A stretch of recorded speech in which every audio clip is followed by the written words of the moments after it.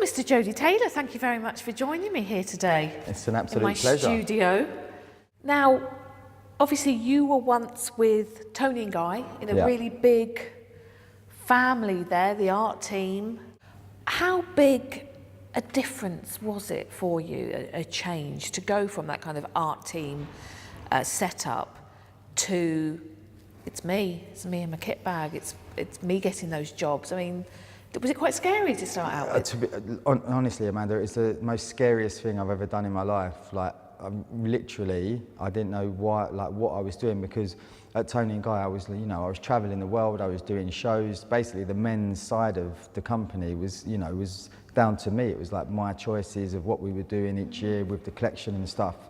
The hard thing, I think, was that my reputation for what I'd done in hairdressing didn't count for anything, really, when I went and tried to get into fashion. It was like, they wasn't worried about the award I'd won before, or how many people I'd cut hair in front of, or how much education I'd done. Yep. All they want to know is, what photographers have you worked with, what brands have you worked with, what magazines have you been in, and I hadn't done any of that. So it was starting again. So it was a massive wake-up call to me, because all of a sudden I was just like no one.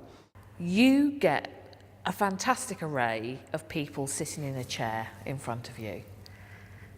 Who would you love to have sat in that chair and work on their head of hair that you've not had so far? I think probably Tom Hardy. Oh, okay, yeah. Just because he seems like he's really kind of mad, but he's like at the top of his game. Yeah. Like, he's the best at, I love his acting. Like, he's so cool. He's does such amazing different characters and stuff, and he seems like he would be a lot of fun, and he's got kind of like a story to tell. Yeah. And I think we'd get on. You've been very fortunate enough to work with some incredible people over your career. Who would you say has influenced you the most? The first person was a guy called Pascal van Loonhout. Mm-hmm.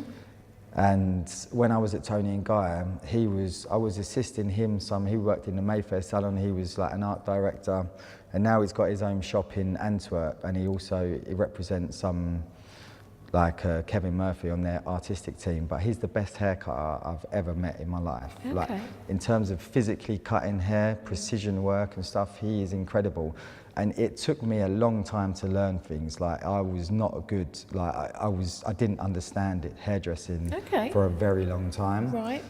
So I struggled a lot, and I think I must have done about 30 graduated bobs with him, like just me and him. And then in the end, it was like I could, do it with my eyes closed. But he took so much time with me personally that I'll never forget it. Brilliant. How about some of the others along that road? So another one, again, still at Tony and Guy, would be Kos. Of course, Kos Sakas. So he was in charge of the art team training when I was training to be a teacher, and for a long time I was, not a very, I suppose I was good at what I did, but I was also a nightmare for him as well. So he kind of kicked me into shape. Why were you a nightmare, Jody? Just because I just liked girls and beer, I suppose.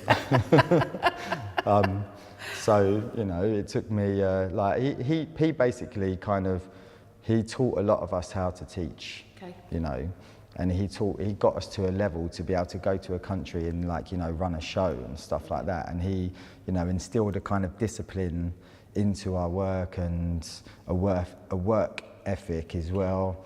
And just generally kind of being like a really strong mentor. What an incredible time to be working in men's hair. Can you remember a point where you kind of made the decision that you were going to specialise? Yeah, when I was teaching, they sort of just said, I started teaching on the men's course, and they was like, you're going to sort of take over this course. And at the time, the course was 3 times a year, and there was about 4 people on it. And, so I kind of got my teeth into it. I've written all this criteria for it. I had all these presentations that I was doing. And so I kind of started diving into the history of men's hair. And then I started shooting on the side and stuff like that out of work. And I just really, really, really enjoyed it. And I was like, I think I was, you know, even when I was training, I could scissor over comb before I could like do a one length. You have flourished during an incredible men's kind of grooming boom. What's it felt like to be kind of in the centre of all of that? Pretty exciting. I don't know if I'm in the centre. Well, you're I kind of just sit on the outside and just do my own thing. But you're in there. How's it felt to be part of that? It's amazing. I love it. It's so funny because you like, there's so many young people that want to be barbers now, or men stylists, whatever you want to call it. And that was never the case when I was growing up. Like, you know, people went into hairdressing, it was kind of a thing. There was a few boys doing it. You know, now, like, kids leaving school, it's like an option. It's like a really strong thing to do. And I think because of social media, it's allowed, what I love about it is giving people a chance that don't work for big companies to become a big company themselves, to become, you know, great educators and have a distinctive style because people can see their work. So before you had to work for one of the big brands to have your pictures in magazines, and now you don't. Whose work, whether they are kind of pure barbers or, you know, more male groomers, whose work really do you look out for? What always catches your eye? There's certain people that you just love what they do. Again, it's different people for different reasons. Okay. But I suppose my biggest inspiration for what I do is Gary Gill. Right, yeah. He, to me, is like the, you know, he's like what's happened with him over the past kind of 3-4 years. I'm not sure. Like, I was aware of his work before, but, you know, he does all of the designers that I like. He's kind of doing the hair for their shows. He's got a really kind of simplistic, deconstructed kind of making like ugly hair look really cool. Right. You know, and I love that because Yeah. it's kind of just, it's not like glossy, Yeah. it's anti-glossy. Yeah. It's perfect for me. Barbers that I love, I really like Men's Spire, specifically Charlie Gray. I think his work's amazing. He's really, really good. And then Charlie Cullen. Oh, yeah. I really like seeing his works. You know, he was one of the people coming up when I was like at Tony Guy, so now he kind of does my old job, and seeing him flourish in that is amazing for me. So you've launched Tailored London. It's not out yet. It's on its way. Everyone knows it's coming out. We've had a few hiccups along the way. It's a capsule collection of styling products. Yeah. What else is percolating inside the Taylor brain? I think we've tailored. With that, we want, you know, it starts off with 3 products because, you know, it's all self-funded. So it's taken a long time to kind of get the money, raise the money, you know, research the products. But I want to expand that into a full range, you know, and see where that takes us. Fantastic. Do you think there's ever been something that someone has said to you, some feedback that has helped you be more driven in what you do? Is any kind of criticism or something a teacher has said to you that you thought, I'm going to show you, I can do this? You know, you talked about there was a point where you really started to kind of like knuckle down. Yeah. Was there kind of a moment that kicked that all off? A lot of people have said a lot of things to me, like good and bad. When I passed my training, one of the teachers, I didn't get on with everyone, one of them stuck a little post-it note on my certificate that was in an envelope, so I didn't see it till I got home, and it said, "What can I say? You're lucky." So that to me was like, all right, wow, thanks. Yeah. Do you know what I mean? And that was that was something. And I thought, so from that I thought, you know, if I'm ever in a position where I'm teaching or I can help people, I'll never want someone to feel like how that person made me feel, because that was just awful. We are hearing a lot of salon owners complaining that we don't have the same amount of young kids coming into salons at that very early stage. What do you think we need to do as an industry to get the message out there to help drive kids into hairdressing as a career choice? I think, you know, maybe something has to be done with more like session hair, and that being kind of something that a road that people can go down like earlier, you know, even though we all have to go and learn the basics, but I just think, you know, they need to know that it's a career and you can do well out of it, and it needs to be more, they need to see more of the success from what people have, like seeing that you can make a business out of things and where you can take it. Brilliant. I'm going to ask you, what at work makes you the happiest? I think I'm the happiest just when, like, I'm one-on-one with someone and I get to do hair. I just enjoy cutting hair. Like, I enjoy actually doing that part of it, and just sometimes it's nice to not have people watching you, like expecting anything, and you can just actually cut hair, like on my clients and stuff like that. I love doing that. Now, I remember, Jody, when your most wanted entry came in and taking a look through it, and there's a story in there about working with one particular client, a Mr. Conor McGregor, the UFC champion fighter.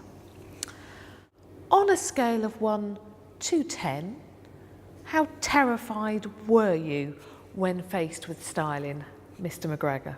It's a solid 10. A solid 10? Solid 10. That's what came across, yes. Where do you even start in that scenario? It's so funny because I got to the hotel and I had the number for to ring when I got there.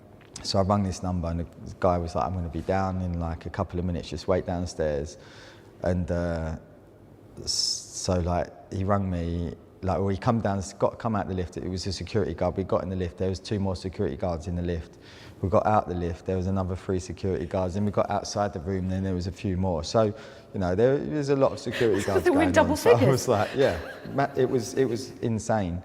We got in and he introduced himself, and he was like sitting on the sofa in a like silk dressing gown, listening to some hip hop, and it was literally what you expect to see. It was it, like, and then he got up and sort of like asked if I was the barber, and I was like, yeah. And then he was like, right, I want skin fade and I want to part in and do my beard. So I'm like, all right, cool. So I was like, set myself up in the bathroom, and then he come in and there was no one in there except for me and him. So the security's gone, I'm okay. So they've gone and it's just me and him. So I started trying to ask him some questions where he just wasn't listening. He was watching a fight on his phone with his head down, like this. Oh. Like he was like reenacting the fight, and I'm trying to give him a skin fade. Oh God. And so you can imagine that in itself is hard. Plus the whole world's going to see it, and he just would not sit still. So it was literally like the most trickiest haircut to do ever, and obviously one of the most important haircuts I've ever done, because he was going to the British Fashion Awards afterwards. So. God. Yeah, it was shaky hand. Shaky hands. When I'd done the parting, I could honestly say I had to like steady my hand. I was like, oh my God, I've got to shave this in. Yeah, I think it looked all right afterwards, even though there was like a million negative comments on Instagram from people. But hey ho, ignore that. Such is life, you know. People you work with in the industry, what do you hope you are best known for? Just doing tasteful hair. Okay. I think I'd like to, you know, for other people that are interested in men's hair, or, you know, in general, just to take something like that from my work. And what kind of jobs do you really enjoy? Is it going to work for somebody who is going to an event that night, for example, or is it more a shoot scenario? Are there particular magazine brands you love to work with? Kind of what's on the dream Jody list? You know, I've got a few photographers that I work with like constantly, and a few stylists, and I know that when I work with them, like we've got like a very similar sense of taste, and like the whole kind of unity of the team is amazing. So when I'm working with certain people, it just makes me feel really confident and comfortable, and I know that we're going to do a good job, and I know we've kind of got the same vision, and I know that there's no egos in the room and stuff, and it's just about doing beautiful work. Lovely. So I do love shooting. I love that process. I've got to ask, is there anything in the world of men's hair that you would like to see back that isn't around at the moment? The mullet's kind of back already, isn't Yeah. it? Curtains are back. I like a good skinhead. Skinhead's a good haircut, but you know, some tram lines. Nice. A few lines, but Brilliant. bad ones. Yep. Bad tram lines. Get one in your eyebrow later. Brilliant. And what about icons of male style from across the years? Are there particular kind of favourites that you have that you go back to? Do you know what? Like, it sounds stupid, but like I say this a lot when I'm doing presentations. Is kind of like it's younger people that like interest me in terms of style, because I kind of like, you know, streetwear. Yeah. I really like a lot, and you know, when you see like a 16-year-old kid, they're going to dress different to what is happened before. Yeah. So that's always inspiring me in terms of my work, because it's you know, it's not going to be like a replica of what's happened. So there's a lot of like 90s influences at the moment, which is like 90s, but not directly 90s. It's 90s with a twist, and it's very like skater influence and stuff. So when I see young kids, I hope that I think that they always will be different to the generations that have gone before. So that to me is like, I like to see new things. I like to see fresh things. So, yeah. And do you go anywhere in particular to be inspired? Have you got favourite, I don't know, places, exhibitions, books? You know, I'm very much interested in history, so I read a lot of books. I read a lot of books on kind of men's style and fashion from past decades and stuff, and always trying to watch like old films and things like that. What's Jody Taylor's favourite film? Back to the Future. Amazing. Are you kind of disappointed that we don't have hover boards now, as Back to the Future 2 I mean, I had just predicted? wanted the trainers, to be honest. You know. Yeah. So that was the thing. The laces do up themselves. Absolutely. They bought them out a few years ago. They did. Yeah, very expensive. And I would never have worn them because they were ugly. But at the time, I think, 85 had come out? I mean, I watched that film like millions of times. Oh my God. So yeah, that's You heart ultimate Marty McFly. favourite. Yeah. Brilliant. Well, on that note, Jody Taylor, I feel like I've learned a little bit more about you now. Back to the Future. Okay. I've got it. Thank you so much It's for been being an absolute pleasure. with us today, having a chat over a cuppa. Yeah. Thank you.